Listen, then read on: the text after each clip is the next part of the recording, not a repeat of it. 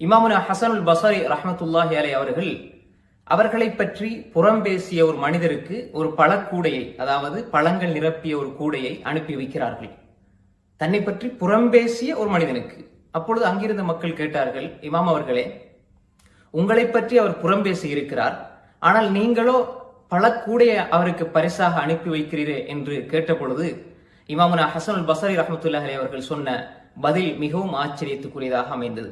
எப்படி பதில் சொன்னார்கள் என்று சொன்னால், அவருடைய நன்மைகளை எல்லாம், அவர் சிரமப்பட்டு கஷ்டப்பட்டு செய்த நன்மைகளை எல்லாம் எனக்கு மனமுவந்து விரும்பி தருகின்ற பொழுது நான் ஏன் அவருக்கு இந்த சிறிய ஒரு அன்பளிப்பையாவது செய்யக்கூடாது?